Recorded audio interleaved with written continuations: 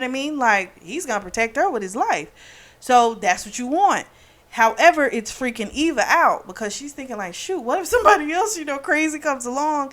I don't want to lose my dad too. So I understand her being, I don't really know about this. I want you here, but I don't know about you working for Gideon. But at this point, they've pretty much already decided. Gideon told him, you might have to get some licenses, different certificates and things like that, but and different training. He's like, but I'll give you the salary that I give my other guys, and da da da. So of course the salary is ridiculous. They didn't tell the amount, but it's Gideon, so you already know the money's crazy. And he wasn't even giving him as much as he gives Angus, because Angus has been with him the longest. And his dad was like, well, okay, He's like, well, I'll think about it, but he's gonna do it, it. Trey called to check up on Eva, tell her how sorry he was for what happened. And she kind of talked to him and said, you know what? I'm not trying to guilt you, but, my mom was kind of like his surrogate mom. He's taking it really hard. I think you should reach out to him and just letting him know, listen, he's not with Tatiana anymore. And the first thing Trey thinks is, oh, he's dating already. And she's like, no, he's not. He's actually just trying to get stronger as a person. She's like, honestly, I think if you want to make a move, you need to do it, because if he heals from this, then it really will be too late. So they eventually start talking again and kind of reaching out. So we don't know whether it's probably going to work out, but we'll see. Well, we won't, because this is the last book. So, they go to the Outer Banks the next day because they want to get out of the city, because you got to think, all the press, everyone's around.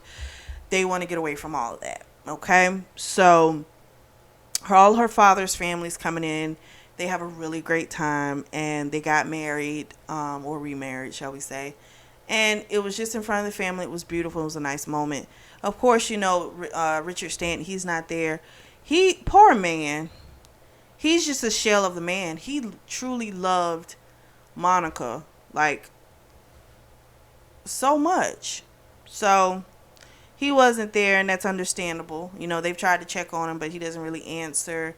It's a hard time for him. You got to think, day-to-day person, they're gone. That's a lot, So Christopher Jr. showed up because this actually is Gideon's birthday as well. So she was trying to kind of celebrate both. So Christopher Jr. comes up. He comes with Ireland. The mom didn't come. I was like, good, because she's trash. They go visit Richard, and again, he is a shell of a man. He has aged beyond. He's like pale. He just looks shell shocked. And Eva and her mother looked alike so much that when he saw Eva, he like jumped a little bit because they look so much alike. So I think that's another reason why she wasn't trying to stick around so much, and she was happy that her and Gideon are going away on a yacht for like a month for their honeymoon, because he doesn't really need to see Eva. It's not going to help him. So then we find out the true tea. And so Monica's real name is Lauren Kitchery. So they're from Austin, Texas. She had a twin sister named Catherine. And Catherine was so her, of course, family, they didn't have that much. Okay. There was this rich family, the Trammels. Names sound familiar? And so Catherine had agreed to go out on a date with this rich guy named Jackson Trammell. And she was assaulted by a bunch of guys, as well as they have given her a bunch of drugs, alcohol, things like that. So because of what happened to her, truly traumatic experience, and she suffered brain damage. So she can still function, but she has to have round the clock care. It's very minimal what she can say.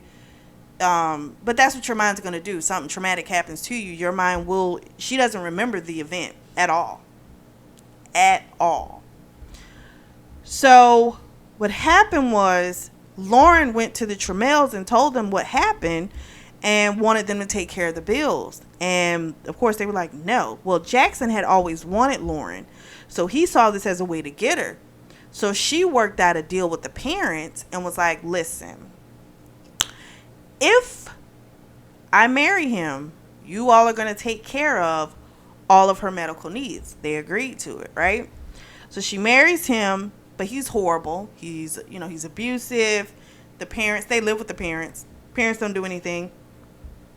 Um, so she married him, but then she went and that's when she fell in love with Victor Reyes, and she got pregnant from him and had the baby, but old girl offed Jackson. They still have it as like, I think they didn't rule it as I think it was like a homicide, but it was like unsolvable or some crap like that. So she's been like pretty much running from that the whole life. So when they saw, like, I guess the parents had died, I guess everything kind of ended, I guess. I don't know. But she kind of blackmailed the family too, because she had been keeping tabs on all their dirty deeds as well. So they just wanted her gone because, they were a type of family, they cherished their reputation. So that was why she was always concerned with money. That's why when she married, she married well. She made sure she got money from it, because she had to take care of her sister. Now it makes sense.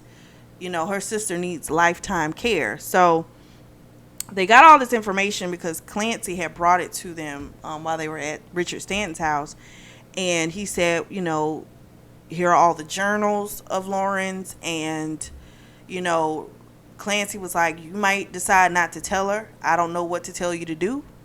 That decision's up to you, but her care is now in your hands. And Gideon was fine with that. He's like, I'll take care of her. It's not a problem, for me to take care of Catherine.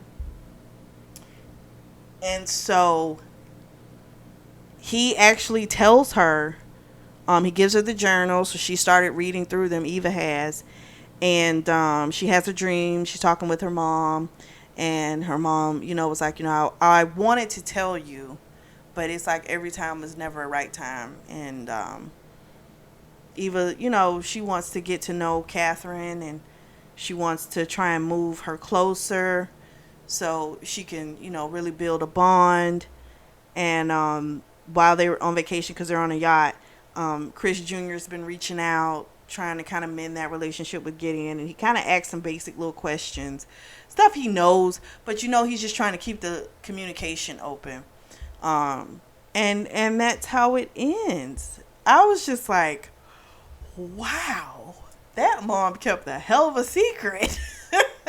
Oh my gosh. So what did you guys think of the Crossfire series? Let me know down in the comments, in the discussion board.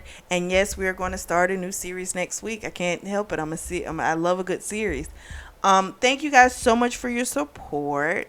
As always, thank you for tuning in to the Always Reading Book Club.